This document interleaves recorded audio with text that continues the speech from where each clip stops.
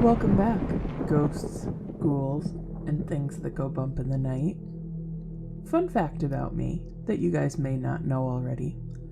I love road trips. I like everything about them. I love the idea of, stopping at your local gas station, filling up your car, getting all of your snacks and drinks and everything, and then just picking a direction and going. It's so great. You find these little out-of-the-way, fun tourist attractions to stop at. I even enjoy stopping in various rest areas, even if sometimes they look a little sketchy, and I'm pretty sure I see a guy in a mask hiding around a corner with a big butcher knife. But thankfully, that hasn't actually happened, just in my nightmares. So, when I came across this story all about going on a road trip, I knew it was perfect. So, take a seat, settle in, for I should have brought a bigger flashlight. I look down at my gas gauge and it's slightly below empty. I have a good feel for how far I can push it, but I should really start filling the tank up all the way. For some reason, it feels less painful to my bank account to only put $20 in at a time. I hope the next exit is a gas station that's open.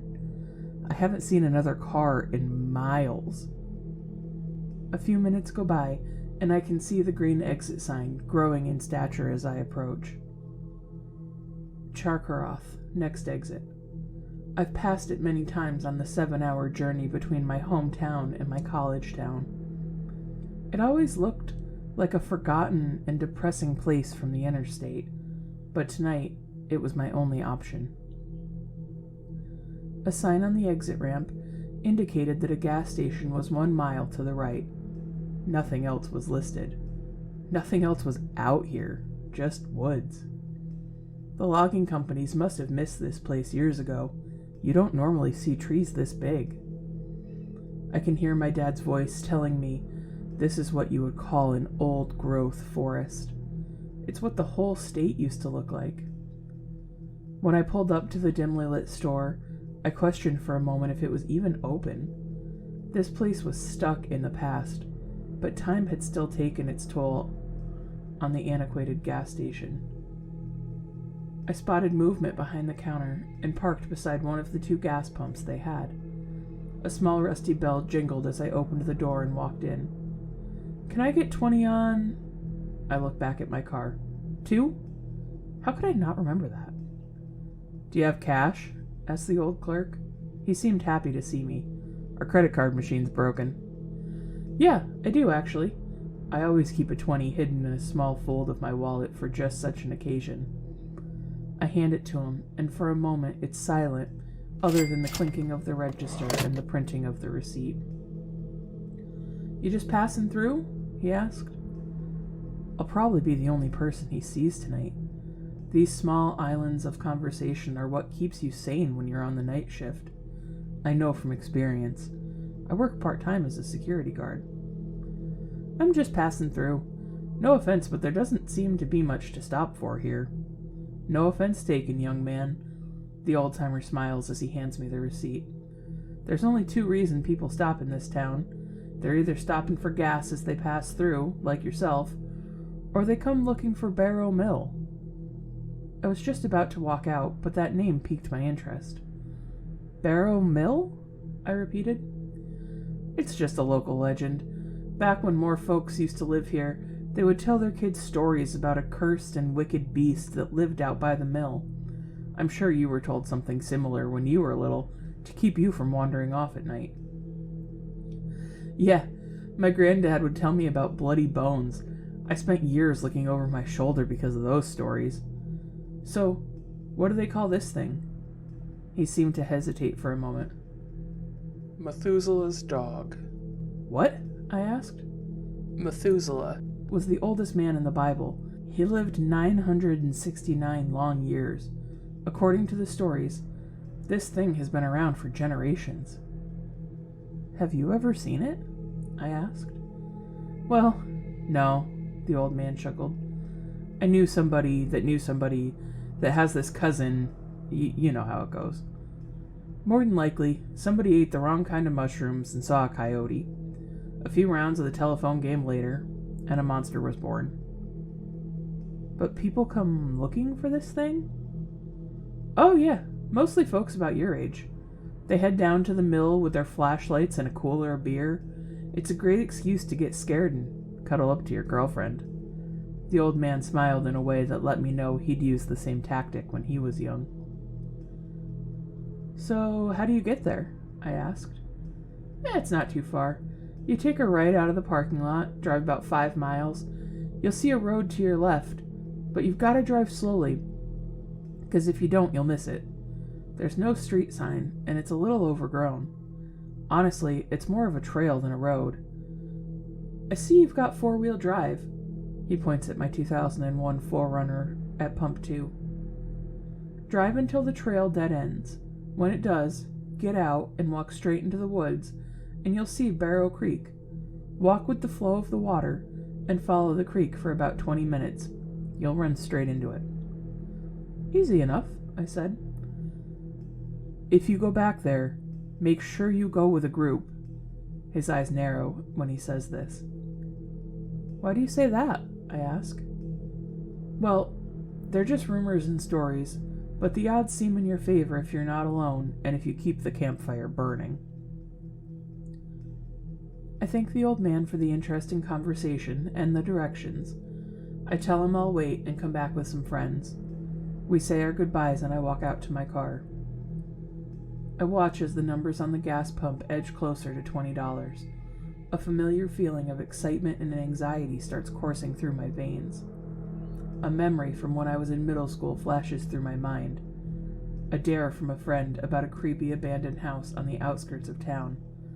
Not just any dare, but a double dog dare to stay in that house all night by myself. Nobody else in my group of friends would have ever done it, but I didn't even need the encouragement. I wanted to go. I turn the ignition over and crank the music up as I pull out of the gas station and turn right. I find the trail, and it's got some bad ravines down the center, but it's nothing the 4Runner can't handle. It's slow going, but I'm in no rush. I don't care about the branches that scrape the sides of my car, or the potential to get stuck in the woods. I'm here for that feeling of danger, even if that's all it ever is. I know it's probably just an old mill in the woods, but I like throwing myself into situations where my senses are heightened. Those are the memories that stick with you. I reach the end of the trail and park the car. I get out and walk straight into the woods. I bring a small flashlight that I always keep in my car. Barrow Creek is right where the old man said it would be. I turn to walk with the water down a worn, narrow trail that runs right next to the creek. There's not a lot of underbrush in these woods. It's made up of gigantic trees, and this leaves room for lots of dark open spaces between them. The trail snakes between the woods, and as I keep moving, I start to notice that the only sound I can hear is the rippling of the water. The silence and the darkness start to play with my mind, but I'm not looking over my shoulder, and I'm not turning back. I can see a large dark structure up ahead. It's the mill. My flashlight scans from one side of the structure to the other. The wooden parts are in ruins, but the stonework has held up well. I pause for a moment to admire the mill. It was worth coming out here just to see this. He's not in there, a corrosive and lazy voice says to my right.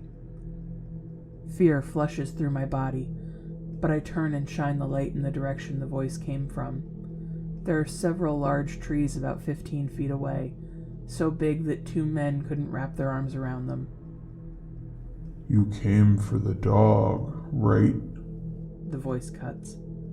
It seems to be coming from behind the middle tree, and it's literally talking down to me from a high vantage point. I'm picturing someone sitting in a branch about 10 feet above the ground, but there were no low branches. I heard the stories. I just wanted to see if they were true. I sound more confident than I feel. They are not. I am no dog. The voice says with a snarl. My blood runs cold. This voice is not human, and whatever it is, it's big. I better keep it talking. What should I call you? I ask. I have had many names, but you can call me Methuselah. I've grown fond of that one. What are you? You're not fooling me. There's no point in buying time. I don't want to gnaw on your femur. I'll entertain the questions for now, because it has been a long time since anyone dared to ask me any questions. They normally just run. Okay, fair enough. I'm asking you genuinely. What are you? I'm higher in the food chain, but you don't even know what food is. This thing talks in riddles. How old are you? I don't keep track of time, because time doesn't keep track of me. I've heard you're old. Why doesn't time keep track of you? When you eat something, it has a ticking clock attached to it. It was always going to die. You are born into death. You eat things that are born into death. Your body is a part of death, and you cannot escape it. There is, however, something that a human has that does not die. A soul. I eat things that do not die. I am above the carnal system, and so I do not die. If this is a joke, it's a convincing one. I take a few steps backwards down the trail, but it feels pointless. I might as well face whatever this is head on. I square my shoulders. Why don't you show yourself? You would run, and I don't want the fun to end just yet. My intuition is telling me to keep the light on the tree. I don't believe a word this thing says, but it feels like the light is keeping it pinned down. My grip on the cheap little flashlight tightens. What are the chances that I leave here alive? No point beating around the bush. Suddenly, my flashlight flickers. I immediately bring my free hand down to slap some life into it, but before I do, a long and lean arm reaches out from behind the tree and digs its claws into the bark. Simultaneously, a head peeks around the trunk, about 9 feet in the air. It's nearly pitch black outside, but this thing is darker, and I can see the twisted face of a killer staring back at me. Anubis would recoil at this twisted version of himself. The teeth in the eyes contrast with the night, but just as quickly as it appeared, it was gone. My light flickers back on. That light is not going to last long. It seethed through a voice of gravel. The cards are on the table now. I take a few more steps back, and the dry leaves that cover the ground announce my every move. It starts laughing. Turn your back and run. See what happens. There was never anything in that haunted house when I was a kid. I am in way over my head this time. I don't have a group, I don't have a campfire, I don't have anything. Just this dollar store flashlight. And a bad habit I haven't been able to quit. I fumble in my jacket pocket, and down below my cigarettes are my lighter. I'm sparking the flint before I reach the ground, and in 30 seconds I have 10 small flames going. I hear stomping and tearing from behind the tree, but it hasn't rained in weeks and the fire's picking up quick. I keep feeding the flame and spreading the fire until everything on this side of the creek is ablaze. I take my jacket off, wrap it around a large branch, and stick it in the fire. After it catches, I take off with it in one hand and my flashlight in the other. I run as fast as I can. My lungs are burning. I nearly fall several times, but I don't stop until I reach my car.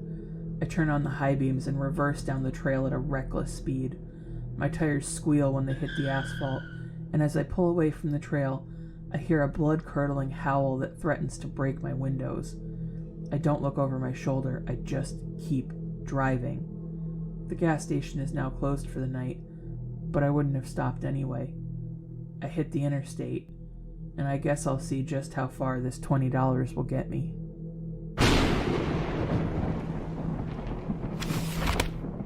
And that, my dear listeners, is the story of I Should Have Brought a Bigger Flashlight. What a story that is. Have you ever seen anything like this when you were walking through the woods? Have you ever checked out Barrow Mill? If so, please tell me about it. You can send me an email at hauntedhorrorstorian@gmail.com or find me on Facebook under Haunted Horrorstorian Podcast. That's all for this week. But until next time, stay spooky, and remember, sometimes it's more than just a story.